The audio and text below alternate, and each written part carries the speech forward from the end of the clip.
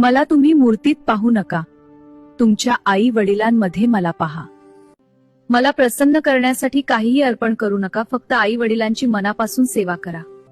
माझ्या मानपानासाठी कोंबडा कापता, अरे कोंबडा हेच माझं वाहन आहे, तोच कापलात तर मी तुमच्या घरी येणार कशी?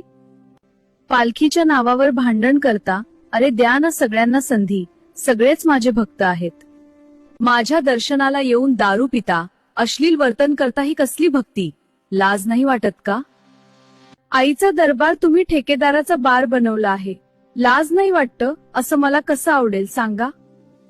आणि एवढी सुंदर पारंपरिक वाद्य मी नेहमी ऐकत आले, कधीच माझ्या कानांना त्रास झाला नाही, पण आता इथे डीजे लावता, लाज नाही वाटतं? माझ्या ठिकाण तुम्ही तीर्थक्षेत्र समजता की पर्यटन स्थळ? या लेण्यांमुळे ते पर्यटन स्थळ झालं, पण या लेण्यांच्या आधीपासून मी इथे आहे. माझ्या अस्तित्वावरच प्रश्न करता, लाज नाही वाटत?